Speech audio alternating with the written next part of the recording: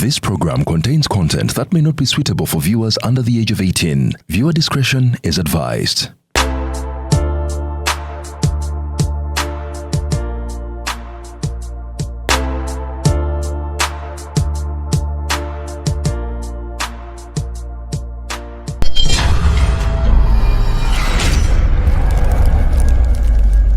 Na Uganda twaniriza Joseph Ngoma mu concert y'esose ku Lugogo Cricket Oval nga 13 July 2026.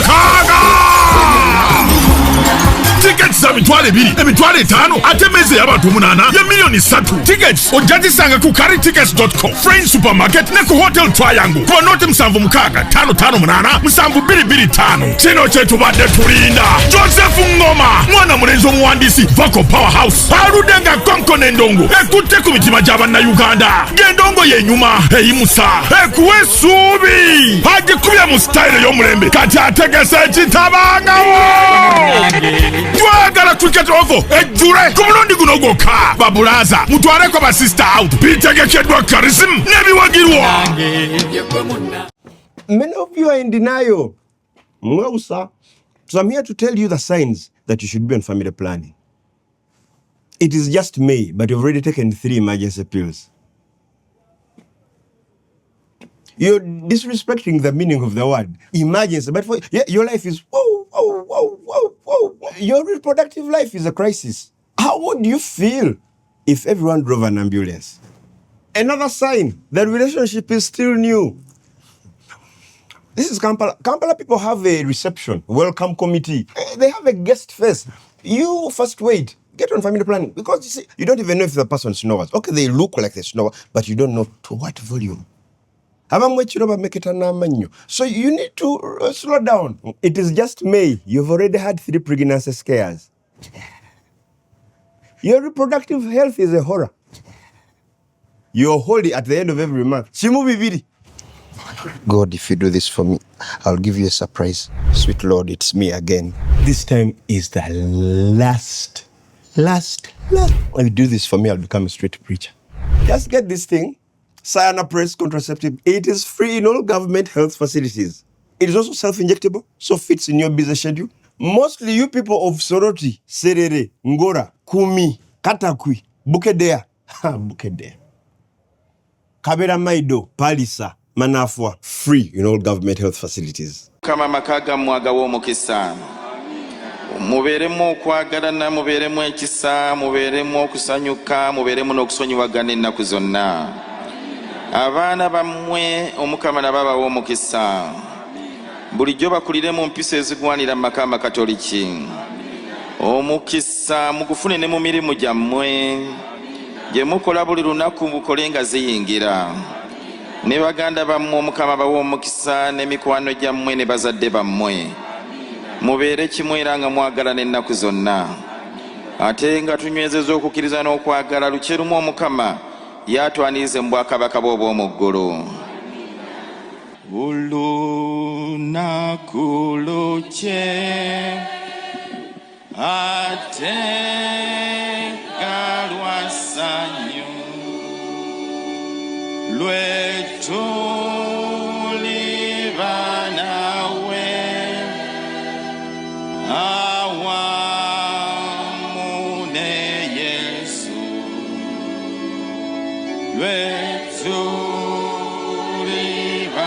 nawe. Tulina ebbanja ffenna lyakwakalana kyekirabo Katonda kyawaffe abantu okwagalana kyokka kyekitugatta kyekiraga nti Katonda akola mu ffe.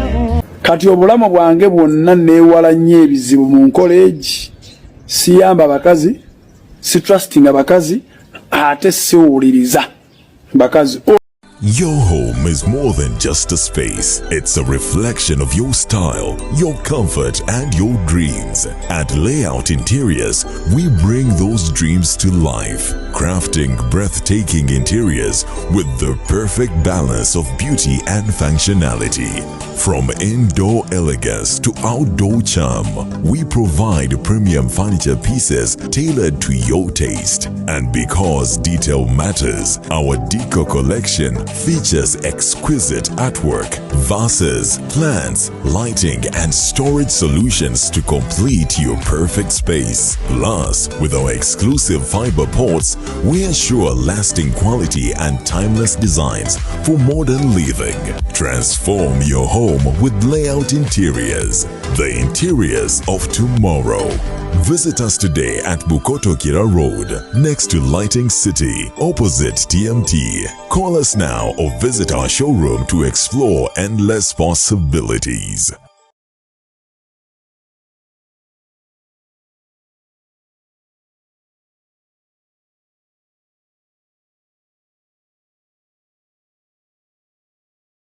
Reaching out to Kasuku of Kasuku Live. Awesome job, mate.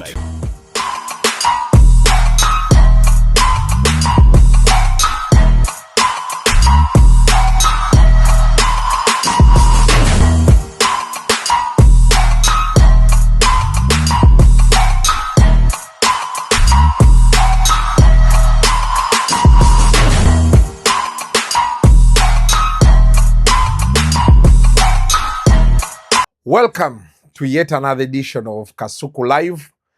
Yes, still tusinzidde wano Southampton. Bojira n'onywa mbannange. Obulamu bwa kiseera abantu bafa tebatuuseeko eno. Nze ani asuula wano nga ndaba amaato. Mutyaba wa leero. Abantu osobola balaga amaato. N'okomawe balaga amaato budde bwakumakya balaga amaato bayinza olowooza nti ndi wano neesudiya era njogera biki Kasuku wayiga okwogera ebigambo kati weeyogeza tukole tutya biki noozoolabi ya eggolo we nabadde yeggwe gundi mutyaba wa leero bentuula wano mbeera ntya. Tuyinza okuba tuli mu ebyo byonna nanga wano we wasinga wano wali watya wali obanzi kati tuddeyo munda olaba otya wano wali watya tudde munda kali tudde munda olwo nno akantu kaba kafuusa akantu yitawo naye ali ku kamera tayagalira ddala kulabika wantu wonna kati wano kalayiti kabeera kagize ali ku kamera ye tayagala wadde ensi okuwulira erinnya lye. Nooza okirabye kati sooka oddemu era ontereeza omutwe guvudde yaawo tuli bulungi mu frame.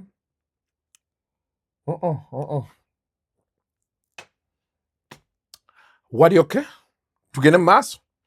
So good morning, good evening, good afternoon wonna wonna woba osinzidde okubanga otulaba. Bannaaye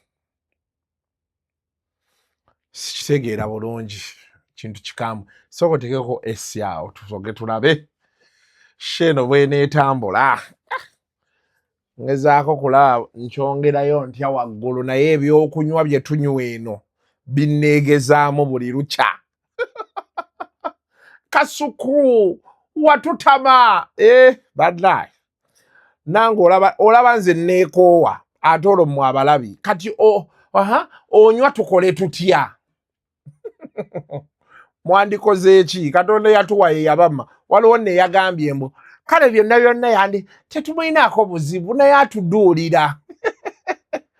A day will come when you will do the same. God has just not answered your prayers, but that day will come. I'm sure. That's life.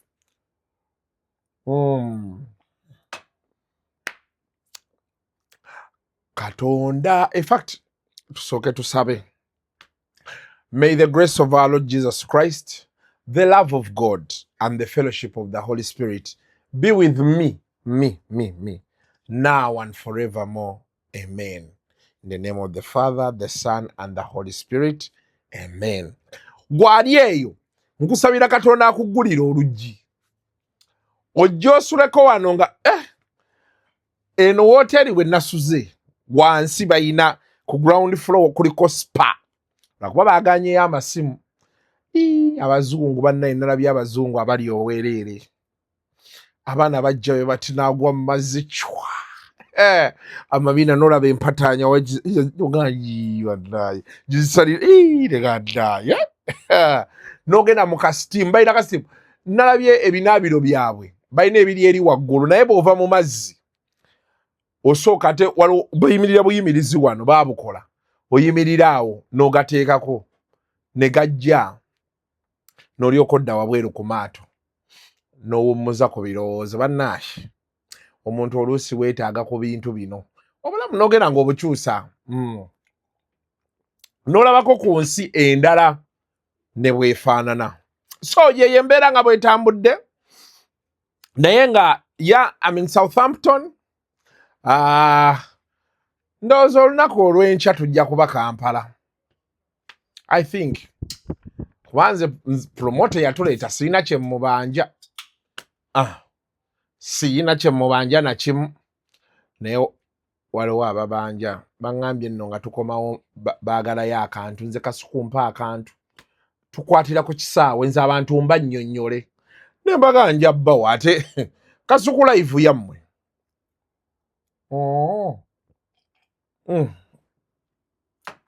soko njiremu neera kavaibu kali wansi neetaaga okayimusaamuko iwamu okayimusaamu iwamu kasoda ako turoine soda yes ntandikidde wanno omusajja wange nalabye nti baamukutte tugume nsobola okukomawo nalabye nti musajja wange tugume baamukutte mbu baamuggyewe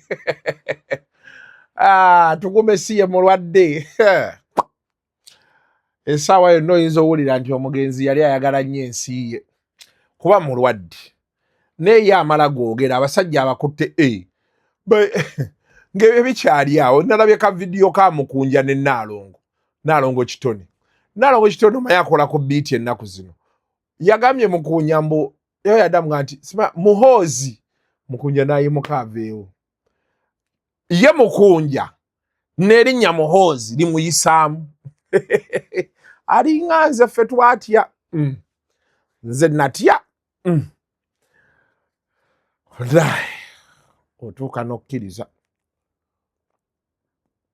mutya basooka oteekayo ka vidiyo ako kubite femu ekitta buli ky'omuziki ekisinga Mukunja wanje muhoozi ono ate muhoozi ono amugamba ki ate oba twogera birala nedda soko je nawe kati erinnya ng'odduka muhoozi omwogerako ki gwe jangu nkubuulire kati kankubuulire soko dde naawe kati ekyo nakyo bw'ona amalire ne naawe soko otuule nkubuulire kye mbadde ŋŋamba ate kakati tugenda kwogera birala gw'oleeta birala ati gwe soko otuula otegere muhoozi abadde ki kati onaayogera ng'odduka oli mutiitiiza ote Uganda onaagisobola ggwe ate kyetaagisa tyo gisobola abakazi bajja kukulema omukazi bw'anaagira ng'odduka ffe tuli bazibu n'osinga muhoozi tomala gayogera tuula owulire mbadde ŋŋamba ki toyogera bitakwatagana ati kati sooka owulire Mukunja akubuulire muhoozi ono omulaba yagenda osobola okutufuga olaba njogedde linnya bate manyi nti oba akoze ki oba agenda kukola ki koze nze kanve neyongedde okikakasa nti muhoozi agenda tusobola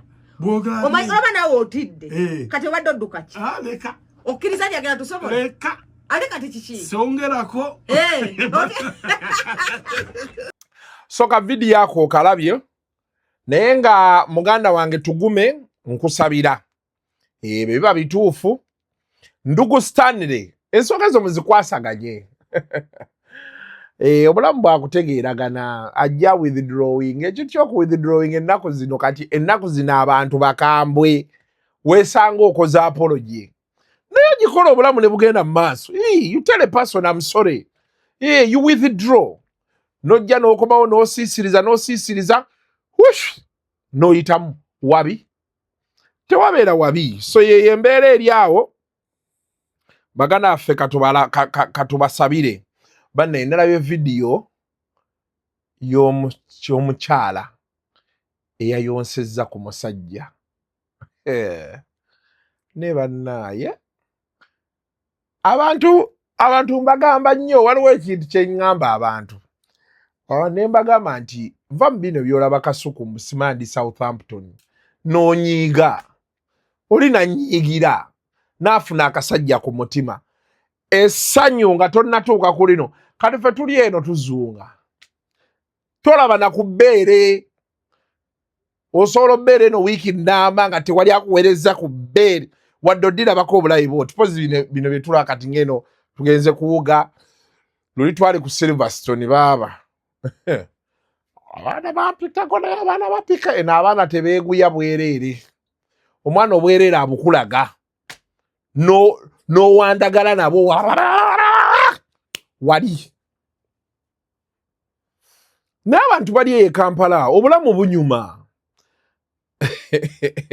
muva ku bino ebya social media bye tubalaga naffe tubalaga bye twagala mulabe naye obulamu bulina gye bunyumira abantu mbagamba nnyo kati nze ngenda kugamba nze nawe ngamba mutyaba ne mga mutyaba tukirire Lufula lwakuba mutyaba tayagala mmere ya Lufula mbu wamuwunyira bubi naye nze nzikayo tulina tubeera ne basiima ogenzi saawa 6 ogw'ekiro enjala etuluma ne mga basiima tukirire Lufula waliyo abantu babeera waggule ku Lufula wano nga ku MTN awo omwana n'akuwa kyepiraawo biri ogenda ovaawo ng'osasudde omutwalo ogwo ng'onywedde kyayi olidde emmere oluusi na 6 naye nga bakuwadde piraawo ati nga mungi n'omuteekamu buteesi ngalo booti nze bye bintu byembala ebintu omuntu ebimusanyusa bino ebisigadde bino bye tulinnya nnyonyi biki bino magoba Katonda yagatuwa naye olina okubeerako awo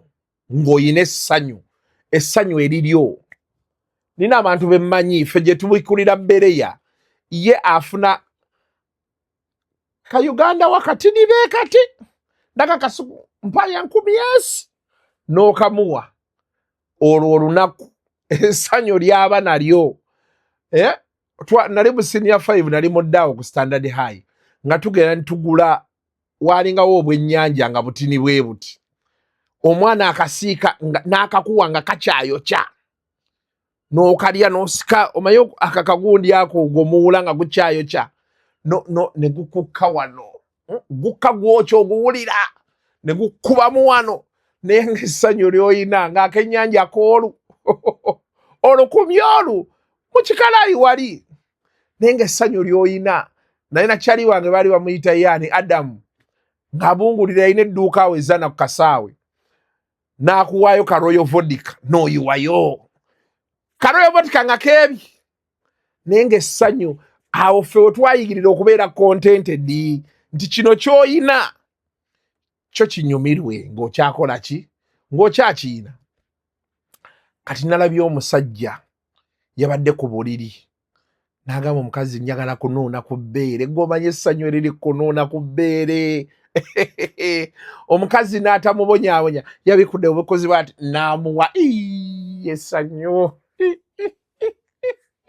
omusajja n'anuuna ku bbeere bannaaye kati abo abasajja tosobola bannyonnyola bintu bimu era onyumya ebigambo n'akutunuulira gw'omanyi lwanda omulengo oli buliri omwana n'akugamba n'omuganja anuuna ku bbeere n'akuwa n'onuunako landaaye abaana beeyagalidde mu kibuga lyeri essanyu byebintu abasajja bye baagala abakazi mwemalira mu bintu bingi oyina ebbeere lyakabi lyonna likyayimiridde ku kifuba beeriti omusajja lyakwagalako akugambye yagala ddikwatako mbulindako mbadde nkyafumba nnyoko okufumba nnyoko okufumba omusajja munuunye ku bbeere ne bezibeera eddakiika ezi nekwomanya ebbeere waliwo ebbeere erijjakako kati antu amu bbeere temukyali kakaluba kali waliwo ebbeere nga mulimu onyigamu booti n'owulira akantu naye kati abasinga muyonsezza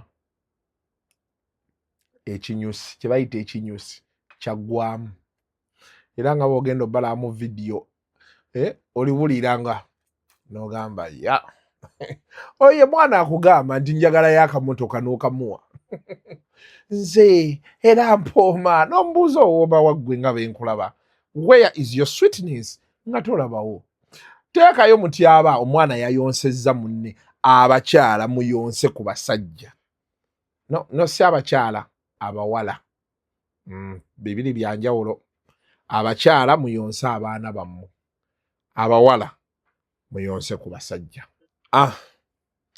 kati awo betuvaawo waliwo omuntu eyavuddeyo n'agamba mbu abasajja bafuuyira abakazi naye emboozi y'abafumbo kuba omuwala bwe bamwakwekaana mukyeyagala bino oyinza omumwoka erikka n'atadda naye kati eyo emboozi y'abafumbo okusinga mbwe abafumbo mwefuuyirafuuyira mu bintu by'okusaaga ne mubeeraawo tyu tyu tyu tyu muno n'omulumya olubuto mumulekeraawo ofuuyira bannammwe. Yes, waliwo ambuuza nti obudde nga bwakumakya. Ssebo mukulu ssebo, obudde bwakumakya. Naye emboozi teriiko misana ku makya oba kiro. Eba etandise. Mulekerawo ofuuyira bannammwe. Mutya bateekayo vidiyo eyo. Yamukka giteekeyo. Carbon dioxide. Banaye mulekerawo okufuuyira abaagalwa bammwe. I want to raise a concern, by the way. On a serious note, sometimes some people lose interest because of okubafuuyira. And you gas in front of someone. Kiri so serious, by the way. Sina kusaaga, tubijjemu okusaaga. Sharingira omwagalwa waba abadde akikola. Lekeraawo. Tekinyuma. Omuntu gw'oyagala, omuntu gwe weegomba. Nafuuyira mu maaso go. Nedda. Kale bwe mbakusanze mu ttooyi, it's okay, I can be there. Ng'okola emikolo gy'omu ttooyi, nsobola okubeerawo mu ttooyi katugeze n'ensenya nga gw'okola emikolo wali eri, it's okay then awo kitegeerekeka nti nze akulumbye oli ku ttooyi.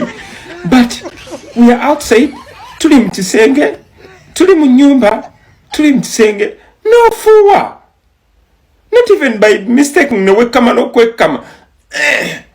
N'ofuuwa. Tebinyuma. Bitta omukwano. Bitta omukwano. Bwe manjagala okulowoozaako nga ndowooza ku bbi gwe wafuuyi. Ng'omu appetite egenda. Wallahi, this is a... Vaawo. Gendako somewhere. Weetowoloze. Komawo. Genda mu toilet. Fuuwa. Komawo. Oba nga mbasokondekemu. Kale bwe nzija ng'ofuuye nenzija omukanengwamu mu gwe. So kikumira ngamba. Darling. Musanze already yakikoze dda. Naye n'okikolerawo wendi nga siguddemu mu gwe. Mulekeraawo. Now, awo nga tuvuddewo. Mayi njagala nsooke ne bino eby'ekisiru bye musinga okwagala. Engeri gyendi eno nange ndi relax kati ebyamagezi bigenda okujja eri nga at least eno olabyeko eddakiika 3 eza nonsense. Yes, pure nonsense. Kasuku obeerawo ng'oyogera bya kisiru. Wayogera ebyamagezi ani agganyo byogera. Sitegera bannayuganda. Oli akwesiba era kibeereyo nga kyasama. Gwe toyasama. Ayogera bya kisiru. N'ate ebyekisiru ogenda olaba abantu emitwalo 2 babirabye. Ne weebuuza nti bannaye tuve ku byekisiru tulyewa. Gwe bw'okoowa ebyekisiru genda ku channel endala. Abaagala ebyekisiru baleke wano. Nteesezza bubi bannaye si wabi. Musajja mukulu ayina n'abaana. Abaana bo be banaaswala nga balabye ebintu bino era bagenda oswala bange. Gwe baleke babonerere. Oyo ye taata waabwe gwe baafuna. Kyekyo ekibonerezo Katonda kye yabawa kyokka. Yabawa taata waabwe aswaza. Wabi? Mutyama wa leero wabi? Ebisigadde bajja bikola naye taata waabwe nga abaswazizza. Tugende mu maaso. Kale. Mbadde nzija naki? Mathake yakoze video ng'agamba ebiseera ebyo yadde alina omusajja amukwana. Najja baali bagenda meetinga. Omusajja n'amugamba nti nduddeyo mbadde njogera n'aba Miss Uganda. N'abuuza aba Miss Uganda obaagaza ki? Okitegeera abasajja bagezi.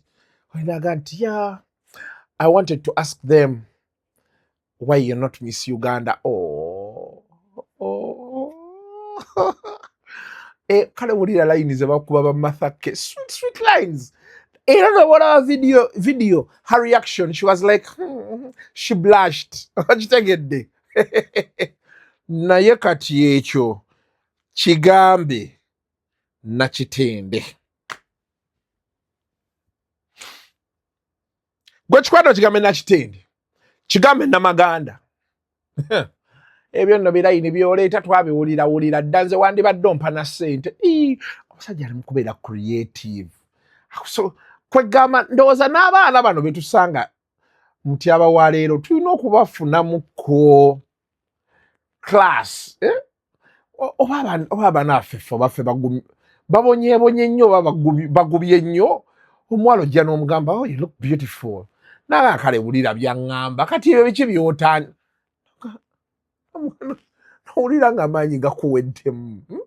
Omwana omuwaanako. Omuwala be bakuwaana. Ogera video Mathake her reaction. Gabotyo. You know, like I was talking to the people of Miss Uganda and asking them, why you not Miss Uganda? Blush. Akakasonyi bakaita blushing mu Luzungu. Kati kadama agenda gamba, naye Kasuku yasoma. Akagambo kali buli wamu. Yakawulidde alaba nasoma. Alaba nasoma. Embwa. So, bambi muyita mu bintu bingi.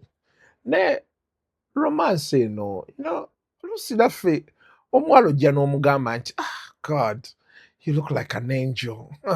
Oba abawala mbagamba line ezimu ziba weak. Ne kati ako kebamubye nze ndaba. Why?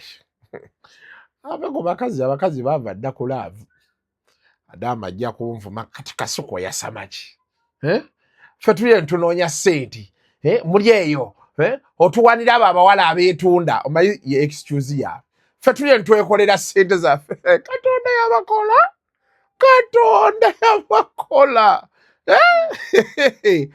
Teekayo Mathake Mutyaba. You guys, I've just remembered this guy that I was dating a couple of months ago, and in one of those evening catch-up sessions of like, how's your day?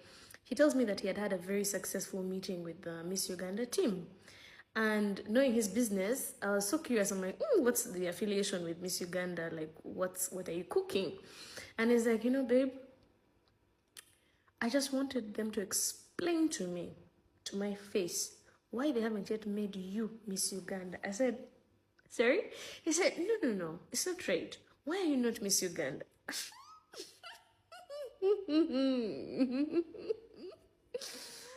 Have you ever been cooked and you're like, yeah, add some curry powder, some salt, cook me. Said, that carried me for the whole week. I was so excited.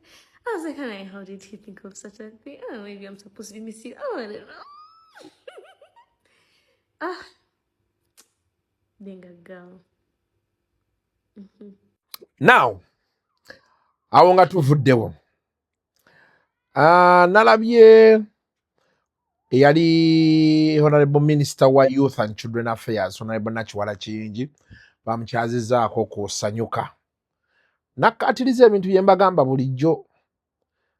Abakazi, abavubuka, muzaale abantu be munaasobola olabirira. Muve mu mboozi za buli mwana ne riziki ye. Ate ekyokulala, abantu musooke munyumirwe ku bulamu. Nze abantu mbalaba. Abantu banyiivu.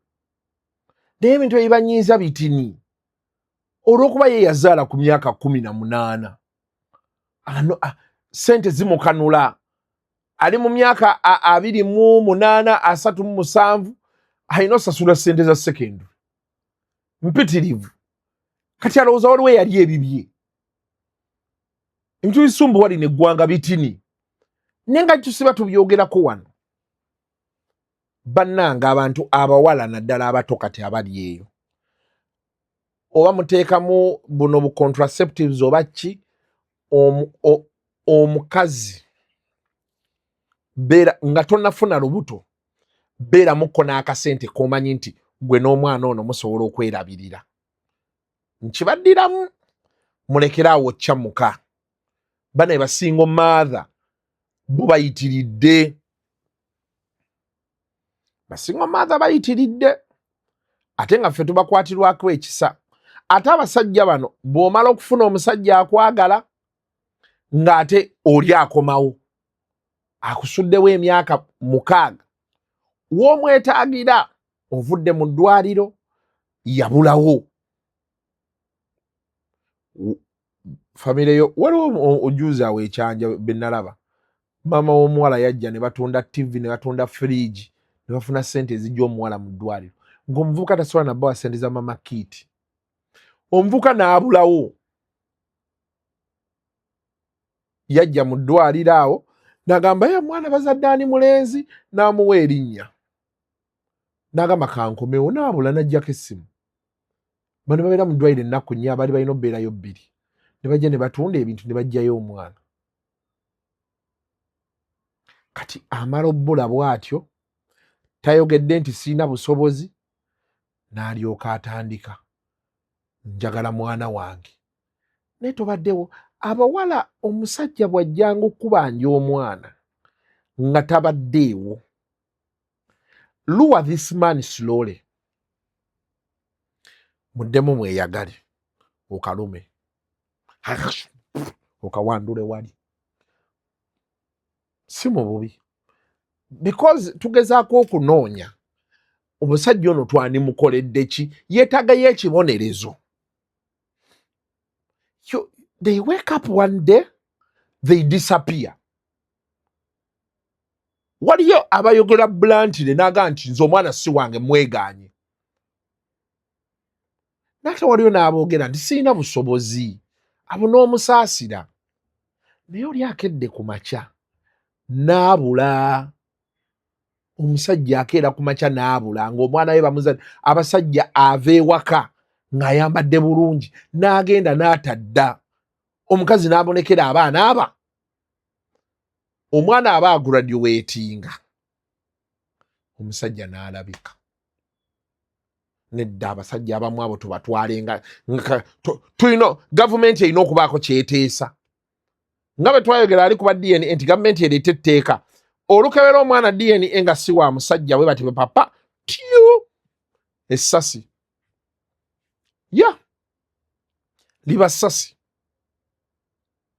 ne bano tulina gavumenti etukolereyo etteeka ojja ne bakanyoola kyip ne bakajjako gavumenti etukolereyo eryo etteeka okiraba so abawala tubagamba naddala topapa tandika famire mbodduka kuva wammwe simambulaavu ekulinnye nnyo omutima yes kirungi naye abantu abalina okugwa ennyo mulaavu bagagga because tebalina byebeeraliikirira enkya agenda kulya agenda kunywa wamwavu ki ekikusuula mulaavu mwana afunye omusajja tokyawuliriza maama wo tokyawuliriza taata wo wenna weeyisanga bw'oyagala olwokuba omuyaaya akuguliddeyo chips chicken so nakiwala yolda nnyonnyola zaala abaana be musobola muve mu bino ebintu by'okutta future z'abantu and with that Honorable Nachiwala, I'm 100% behind you.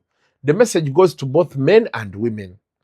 Abantu mwagala bupiira naye bupiira mu bukozesa because balina ekintu kye bakola munze omuwala mukebeza bakebeza siriimu yekka tebakebeza mbuto bituteereyo ebyo mutyaba tugana ate okuzala tugana ate okukola bwati abasajja bagambe abakazi baffe tubaagala kati omusajja mubuuze nti no kale abakyala bamwe mubaagala nga babazaalira omwana wo ow'emyaka 15 wa 16 bamufunyisa olubuto omanyi omusajja ng'oyagala otegeera obusungu bwe butuufu kwata ku mwana w'omuwala kati olwo lwategeera nti Nakiwala byabadde ayogera bituufu omusajja ajja n'akyankalana nga nebyemuyinza omugamba nti ekyalo kituule kitewuluze nga tebikyasooka nga yagala kutta musajja oli eyazze n'akozesa omwana we n'amufunyisa olubuto naye kati ye tamanyi nti n'omukyala gw'alina yembeera gye yayitamu kati yagamba bakyala baffe baleke temubagambako bo banyumirwa obwavu mwavu banyumirwa fo balekawo banyumirwa simanya nga tuyingidde sawa mmeka ebyo byonna mbikola naye gwe bakikola omwana wo omuwala n'olwekyo twagala kino ekintu kyotayagaliza bakikole naawe wenye tokikola ki munno twagala omwami ono agende okutuuka okugamba nti njagala muwala wakubeera naye ng'amazeyo okwetegeka tosobola kubanga gwe taata ng'olina emyaka 15 tonneetegeerera tonnaba nakugamba nti osobola okugula omune gw'ettooke naye ate oyina naawe kawala akalala kuwulimbye ate nammwe ne muzaala bebi ne bebi ne bazaala bebi era youngest grandmother yali busoga eyo nga youngest grandmother in Africa yali 29. Wow.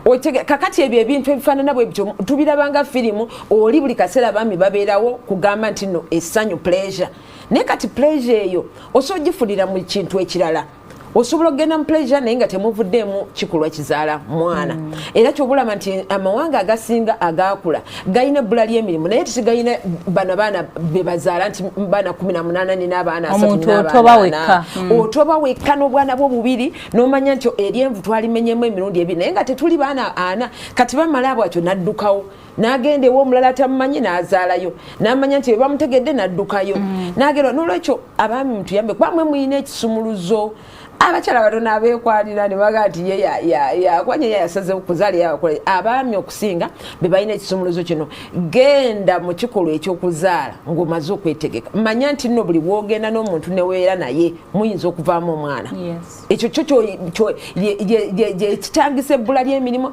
kyekitaakiriza okubonaabona kyekitaakiriza n'ono omwana gwowoza nti abajje bali bangi bakula ffe n'abaavu be basinga n'okufuna abakulembeze ebyo gyebiri naye isolated cases kubanga omuntu oyinza n'omuzaala obulungi era n'abamwavu tekitegeeza nti bw'omuwa emmere era abajja kubeera bulungi n'olwekyo gwe tobonaabona n'omwana abonebone ne generation ebonebone eryo eveemu mu bukulu ajja kubeera nga bano era batulugunya abantu mutambule nange natambula mwavule mukule ebisubi mubibale nange nabibala kwegamba eyo embeera omunobaako happy kubanga obwavu tebutegeeza ssente nti oba tulina ssente oli mwavu nedda osobola okuba omwavu mu mutima n'omwavu mu ssanyu nga gwe tolisekako tolikola ki yes kati olina okubeera mu nsi ng'omanya ize jagenda ja kutambula nebuka nasibya okugamba beera mu nsi etakuteekako mu miguwa nti no odduka wano bajja kugamba tewalabidde mwana bodduka eri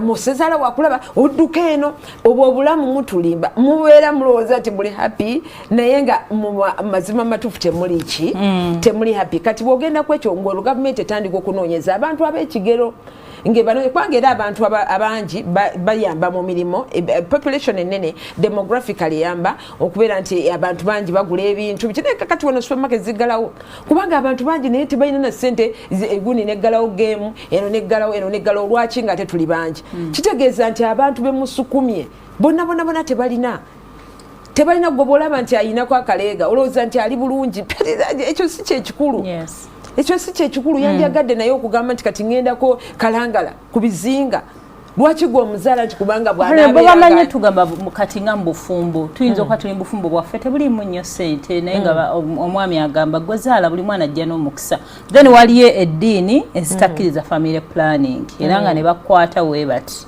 oba kale oba ovudde eddiini mulimu ne tribes nga okuzaala kitiibwa tosobola kubeera omukyala n'ogamba tozadde weebale nnyo abo nabo tuli ku answer age emu era tufaanaganya ddala kubanga nze ndi mukyala mukatoliki ate ow'amaanyi ennyo era amanyiddwa ennyo mu nzikiriza y'abeeklezia katolika kati bwakugamba nti nno zaala kizaala gumba muba mwenkanye ansa kubanga yennyini yakugamba nti beera n'omukazi oguki yes awo nga tuvuddewo Mumbejja Hade si yakola ku NBS show y'abagole Taile Note oba I don't know yali ayina TV gy'akolako ng'akola mikolo egyo yavuddeyo n'ategeeza nti mujje laavu ku social media bannaye mujje laavu ku social media ekyo njagala kibagamba abasajja bali eno baakolakola dda ssente be balaba abali mu laavu baagala okulya eyeggwewo olajja n'alaba ng'okisinga omukazi nangamba naye oba Wakawooma katya oba kali biki abantu bajjeravu ku social media mujjeravu ku social media bannange mbeegayiridde ku bizibu bye tuzze tulaba batini nnyo bwe tuba baboogerako bayinza okuba ku 100 bayinza okuba tebawera 10 mujjeravu ku social media mututeereyo mbejjahade n'olwaleero ngenda kudda mu nsonga y'emu tuzze tukyogera lunye nti mukole emikolo bagulaze ku TV gugenzeko bu clips ku social media ne bw'omaliriza omukolo gwo omwami wo mujje ku social media omwami bw'oba tolina maanyi gagenda kulwana nansi mujje ku social media omuteeke ku mabbali oba kale obulamu bwo obufumbo banange social media eri so evil abantu bali ready olaba olinga typinga it will end in tears no relationship no marriage will last on our data kati nga gwokwata amakaago nga bwe mutambudde bwe mukoze ki ng'ogassa ku social media. Social media is beautiful, is good for business, is good for everything. Naye waliwo ebintu ebimu bye tulina okwebalama okussa ku social media naddala our lives obufumbo bwaffe abaana baffe naye olwokuba nti tetuwulira twagala social media excitement gundi banfunye bw'obeera okakasa ki omusajja wo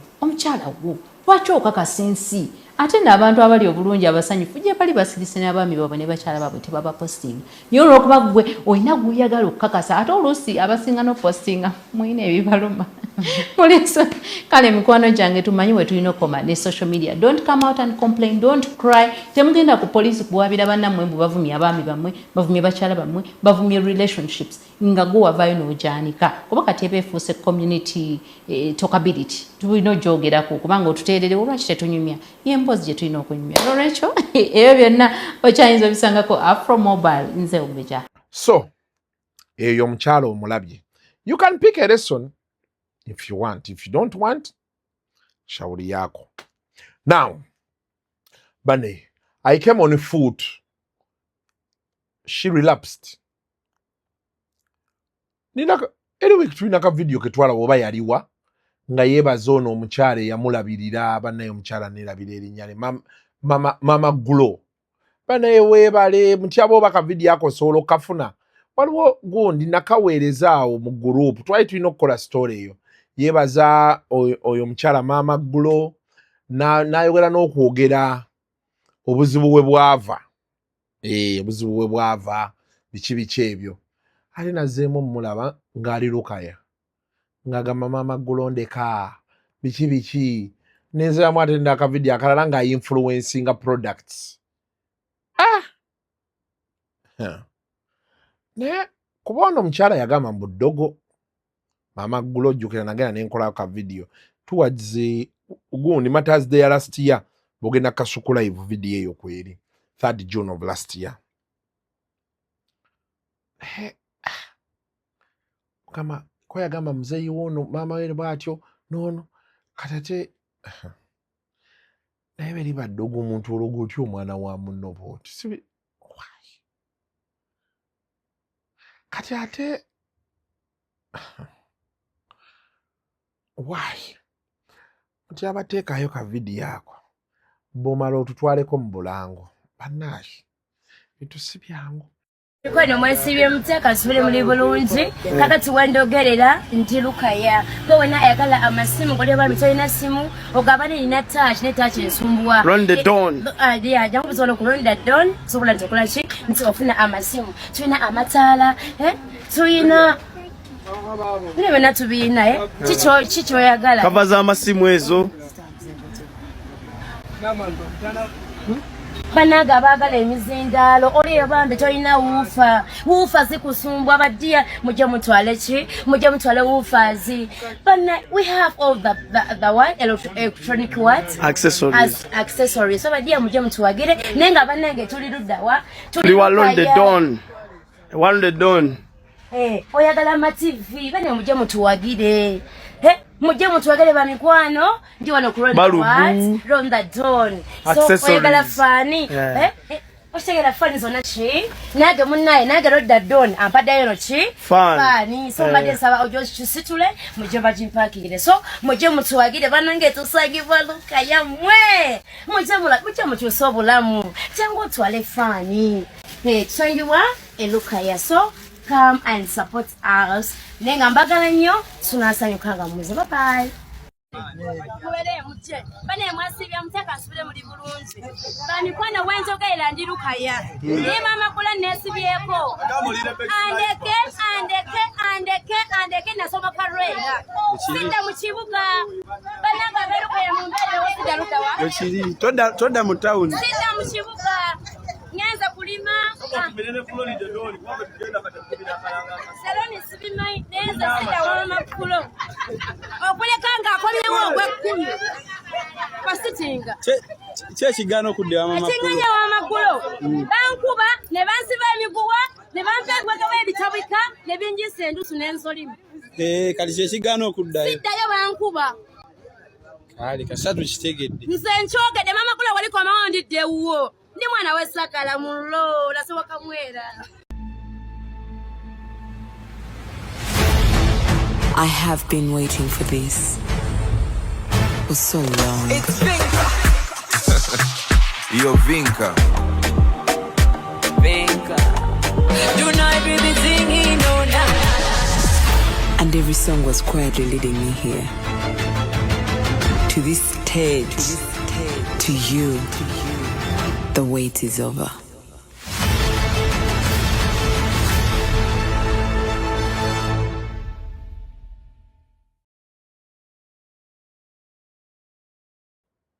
Yeah, so byebyo came on foot. Si byangu. Sikyabona abantu bagamba be happy for life. Bintu byokwekubagiza mu biveeko. Bw'ofunayo chance y'okufunaako okunywa kanywe. Tomanyi agenda kuloga nkya. Oli agamba ofuna ekikumi kirye n'emmeeme egume nange gw'olaba adigida nange bwentyo ennaku ennuma ensi n'ennyiga naye neegumya ng'omusajja oluusi osuze oluusi kikomando n'olowooza Katonda yakwerabira abagagga bangi akapati akaddako sikamanyi bulungi enkoko balya abagagga bangi enkoko balya naye tegenda so bw'ofuna ekikumi kirye bw'oba olinayo kweyagala okukola kikole emmeeme yeekole ki because the things going on in this world, man. Before it happens to you, you gotta enjoy. Mbabulira. Nyumirwa ku bulamu. Wakati oyo omuwala. Kyokka kati yazze kati yatandise mpola. Teyavene wa Sseewungu. Ye wa bayitayo batya? Ku lw'e Masaka. Kalungu. Yagamba gye yava kati yasembye okulabwa ng'ali Lukaya ayalekedde e Kalungu byebyo by'owulira nti kati olwazzeeyo mu kyalo katumusabire abasobola okubaako kye bamukolera bamuyambe naye owaayi bintu bizibu bintu bikambwe awo nga tuvuddewo nalabye Omunigeria ng'ayogera kubiri e South Africa. Naye South Africa, by the way, nakafuna abantu nga basatu.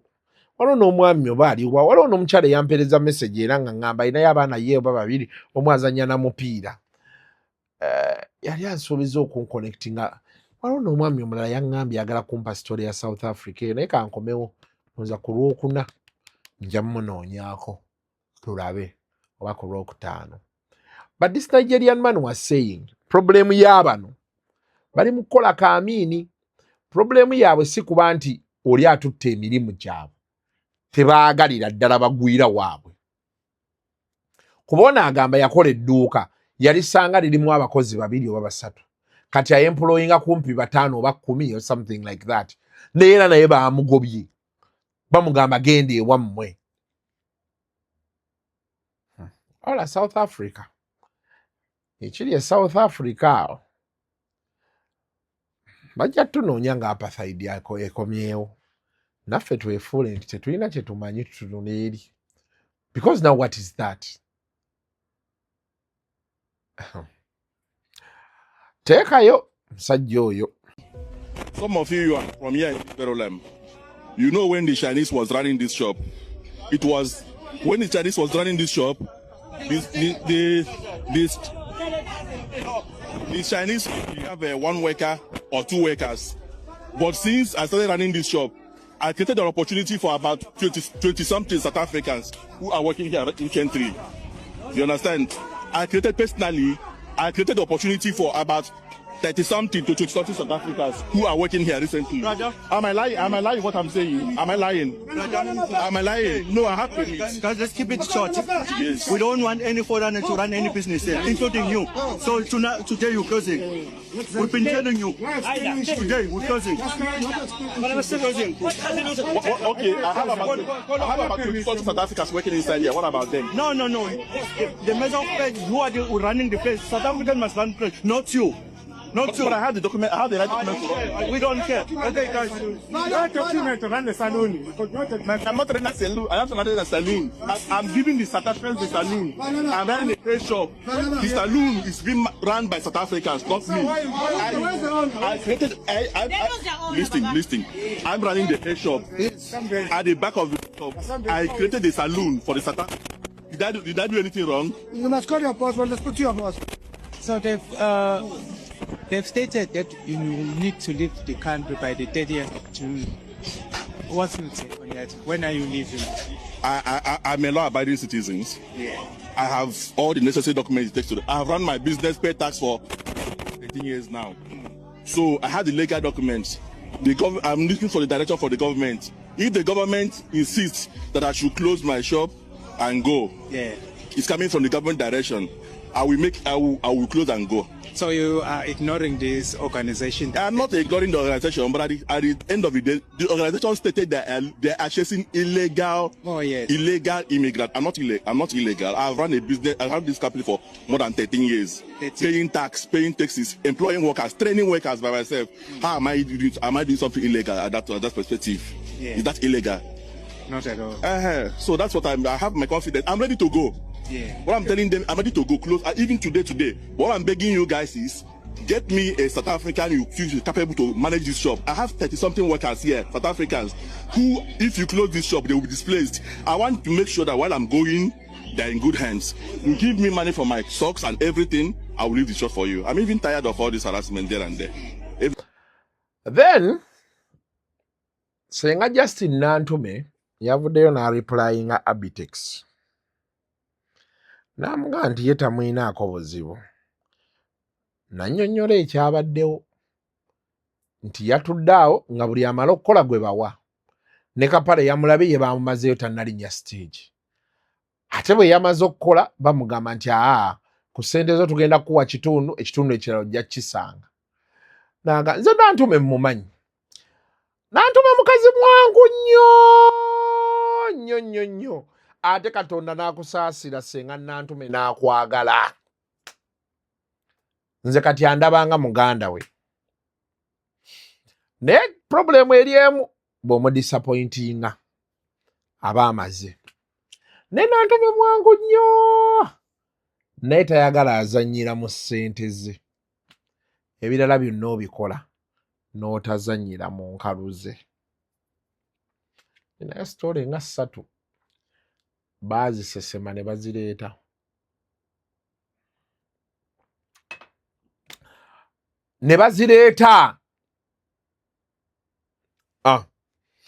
N'ekirungi abeera akoze, omuntu bw'aba akoze bamuwe ssente ze. Ekyo kive mu ddiiro. Tuteereyo Nantume. Balamusiza basebo ne banyabonzi Nantume Justin erisakira emmere erya Senga nannyinizo. Zizo okwogera ku bintu bya mukulu Abitex ssebo taata mulungi, mwanyinaze, mulamu, mwami, byonna biri. Bambi sikuinaako mutawaana. Pozi ng'olina ekyabadde kikuggyeko waya. Twakola endagaano nga ngenda kolera miliyoni 2. Nali nojagala 3. Nolemera ku 2. Nompaako emu n'oŋŋamba ng'endagaano egamba nti ozimba amaze kukola. Era kye nakoze. Natuuse baka stage ssaawa 3 n'eddakiika 3. Nembeerawo naye ng'obwedda buli amala okukola bwe basasula ntudde. Buli amala okukola bamuwa. Abaana bo bazze n'ebitabo bwedda bali awo babasasula. neyo yasembe yabadde kapale nga tannakola ne mumuwanga ndaba nze olwamaze okukola ne mbagamba bane nange mmaliriza abaana bangambye katumale kubira ddadi bwe bamukubidde saategedde ne batwala ne bagamba tuve baka stage tugende ku mmotoka mmotoka yabadde ekumibwa abasirikale nembeerawo ne banyumiza okumala eddakiika nga 3 ne mbagamba ne mumpe ssente ŋŋende ne bakubira kitaabwe ne bagamba nti mumpe ssenga ne twogera naŋŋamba bampeeko 5 ajja gampa ku Mande ne mugamba endagaano si bwegamba nonno nga mmanyi ti bye bya bulijjo kubanga n'emabega Abitex wategeka ekivulu ky'abannakatemba n'abayimbi ennamboole tewasasula ssente nakubanja n'embivaako era nabadde manyi kyogenda okukola nembeerawo abasirikale ne bagamba abadde bakuuma emmotoka nti senga mumuwe ssente atambula agende paka abaana ssente lwazimpadde ne ŋŋenda naye byogamba nalemedde mu mmotoka ng'abaana be banyingiza mu mmotoka nga mbagambye kugulu kunnuma kantuleko awo nga be munoonya ssente naye wayogedde bubi nze sijja kuvuma mu Katonda sisobola kuvuma naye wampisa akakazi kale ndi kakazi ndozerwa kuba ndi kampi kyekimpisa akakazi nze sisobola kuvuma naye Abitex nze badde manyi okyali muguli omuze ogw'emabega nga simanyi nti onoozimpa saakuvumye n'abaana bo saabavumye nebaza abasirikale abaabaddewo kyovula anabookyezaayo sikulimba bansanyusizza bagambye mukazi mumulwisizza nnyo mumuwa agende nene omusajja gwe nalabye oba ye side soft ng'ayogera ku music music industry bw'oba teweesibye bbiri ekutuga yagambye enkwe effutwa obutayagaliza wabula omubali but it's survival for the fittest. Abasajja nabagamba wano jozi nembaga nti ne bwe mba mutandise kampuni abasajja bonna genda osome ku story ya Gakkan ayina naye be yalinnyirako mu bulamu just making sure nti si gwe balinnyako make sure gw'olinnyako oyitewo. The world is not going to judge those who bakita batya ensi tegenda kujjukira bantu beekubagiza kale olaba eyo factory twagitandika ffenna n'atuyitamu ensi tejja kujjukira n'atejja kujjukira oli eyabayitamu ali mu factory. Do whatever you can to survive. That is life. The world remembers winners. It never remembers the losers. Kyekiri mu bbali eno. Naye buli wamu, ensi yonna buli wamu, ebyo relationships, kalinaku zino ogenda n'owulira omwami n'omukyala beewasa, beekwana, beeyagala. Ne bali mu bufumbo, they are competing against each other. N'omubuuza muli ku ki ekituufu. Bali omwo beetwala kaguddeyo. Teekayo omusajja oyo, muteekeyo. Every business has its dark side. Ekyo kimanyikiddwa. But when it comes to the music business, it's more harsher, more evil. Olunaku lw'osalawo n'ogaa kati eno decision ngiteekinze ngenda twala music nga business. Waliwo ebintu by'olina okweteekerateekera. You just have to be prepared. Ekisooka nga bwe kigambibwa enkwe, betrayal is one of the things you should be ready to face anytime. Kuba abayimbi si mmere. Abantu bokka bogenda okukolagana nabo, ba stakeholders b'endongo, they are more evil than anything. Bano bali bankwe. Omuntu okuyitamu akanaana. Ish. Olunaku olw'eggulo katukwateyoko ku byobufuzi kamu bubiri. Olunaku olw'eggulo Ssenyonyi yagenze kaawe Mmengo bagenda osoma budget. Katikkiro Charles Peter Mayiga basomye budget ya billioni 4 eya Buganda. Naye bannaye Mayiga ye aliwo okuswaza buli amwogerera. Akuswaza misana. Abantu bayogerera Mayiga ebigambo.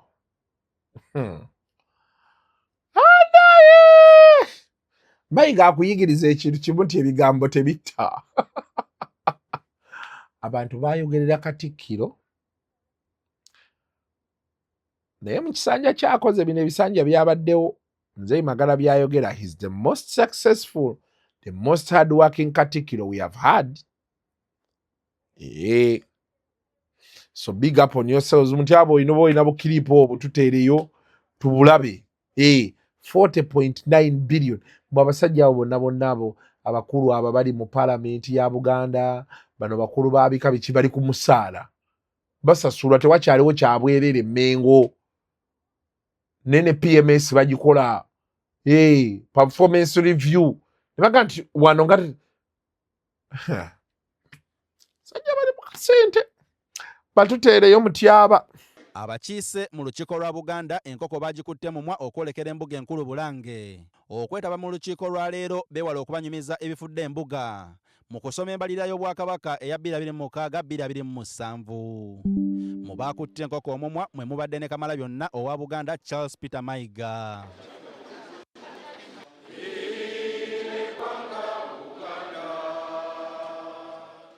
Bw'abadde ayogerako mu lukiiko lwa Buganda olunaku olwaleero Katikkiro Charles Peter Mayiga asoose kugumya Buganda nti Ssaabasajja Kabaka ateredde entende era alamula Obuganda. Katikkiro wabula ategeeza nti Ssaabasajja Kabaka yasiimye amatikkira ge ag'omulundi wa 33 gakuzibwe ku kkanisa ey'abalokole eya Watoto Church e Bweyogerere nga n'olukiiko olutesitesi lwalondeddwa dda. Nyina essanyu okubategeeza nti Ssaabasajja Kabaka Ronald Mwenda Mutebi II gy'ali mu lubiri lwe alamula Obuganda. Gigenda kuwera emyaka 33 bukya Kabaka waffe atuuzibwa ku Namulondo ya Buganda. Amatikkira tujja kugajjukira nga twebaza Katonda atubedde emyaka gino 33 egyakayita. Tujja kubeera mu kkanisa bagiyita Watoto Church e Bweyogerere. Katikkiro avumiridde ebikolwa ebyokuwamba okubuzaawo n'okukumira abantu abateeberezebwa okuzza emisango nga teginnabasinga ate okubakumira mu bifo ebitali mu mateeka. Tulowooza nti omuntu aba amenya amateeka ayitibwe ku poliisi kubanga era amateeka be gagamba ategeezebwe amateeka ge yamenye. Bw'aba waakukwatibwa akwatibwe misana aleme kuwambibwa buwambibwa akwatibwe misana abamukutte beeyanjule atwalibwe mu kifo ekikkirizibwa mu mateeka. Okuswazanga abakwatiddwa okubakuba n'ebikolwa ebirala tebyetaagisa era bitatta n'ekifaananyi kya nnyaffe Uganda. Abakwatibwa baleme kutulugunyizibwa.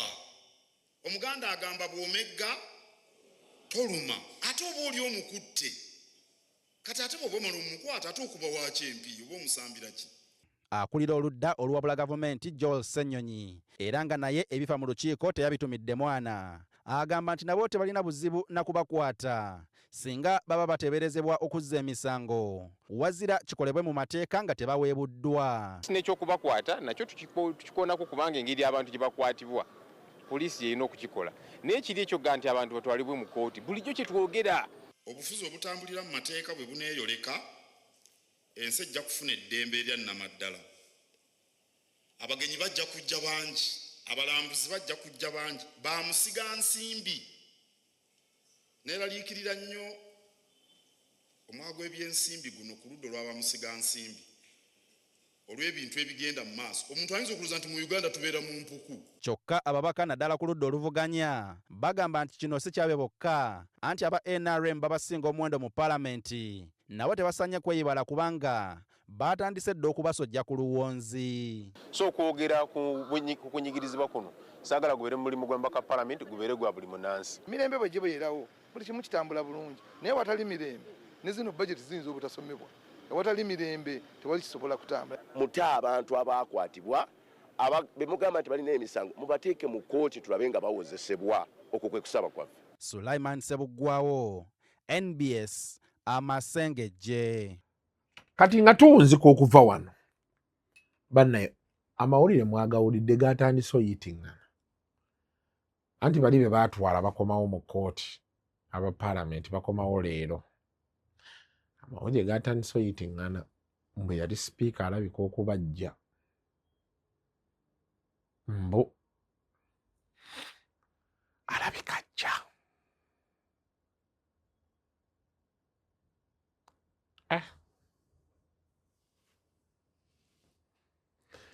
Balabika bamulema.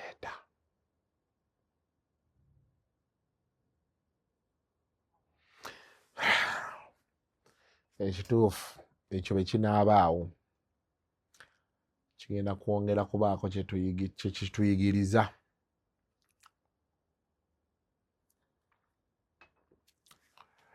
Ensi togiteekako maanyi kuba omanyi nti just 6 months ago mukyalo oyo abadde sipiika ng'ali shuwa bulungi n'okudda dda awola bannaye ebyobufuzi si muzannyo mwangu katusigale eno mukwasama batulangira okwasama n'okwasama naye sipiika bw'anajja leero badde tulina gurupu nkyaddemu ab'amawulire ne NBS ne peegi yaabwe n'ebiteekayo nti abaako kateekamu awo ogenda ku peegi yaabwe olabe basso ne bateekako nti ajja bewanze ne bateekako mbu unconfirmed reports mbu ajja mbu ng'olwo nno tazze bintu si byangu munnange bintu si byangu be banaamutwala nze abasajja nja kwongera bavaako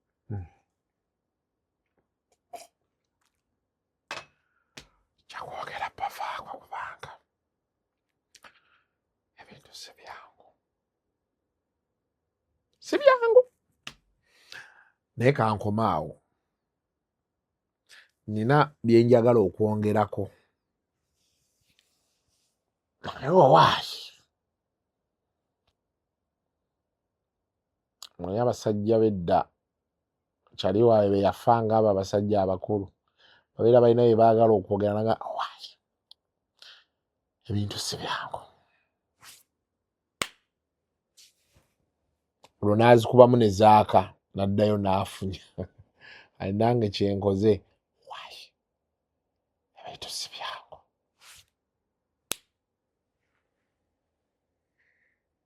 katulinde tulabe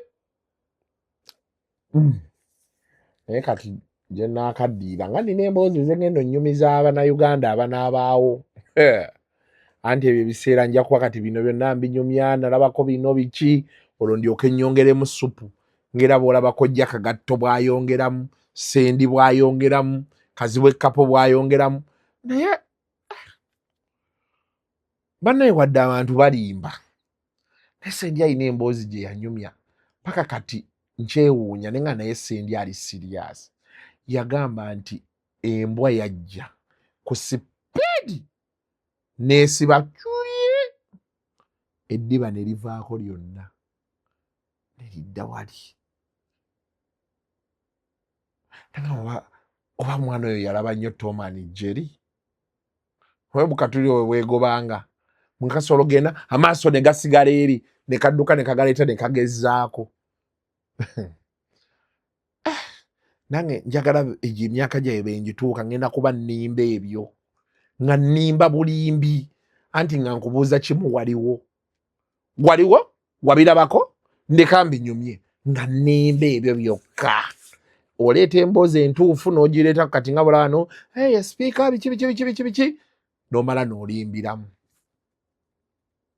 n'olimba abantu ne bagamba omusajja ayina bwino oyo temwaliwo kumbe birimbo byereere ensi oluusi olina olulimbako emboozi n'etambula so byebyo nno bannange abasigadde abalaba please go to work go look for money and don't forget to enjoy yourself kiri very important ku katini k'oyina abavubuka abali eyo bw'oba okyalina akawala si omukazi akawala kakuyonseeko randomly baby onuune ku bbeere wabi mubeere bulungi mweraba kati kanneebake gotta sleep in this bed okirayo buganda wange ekitanda ebyo byowulira nti byajja bigereki omanyi beruggwayo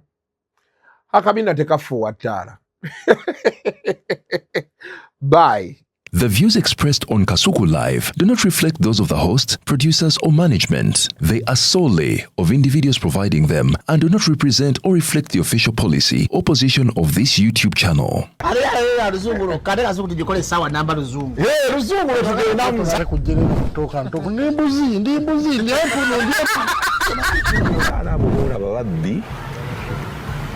Abakyala wale somuyomba inyembuto katonda ya kyembuto agenda weji waminge yabaweereza buno bukeeke obutini singa babu mutwale bamusonseka mukamwa bwonna n'abufulumiza mu nnyindo kibwa alina guno omuggo gwa musa wayitista bibia mu detergent waliwo wanangabye embula y'akasajja kasendi kalimba bannange esendi bannange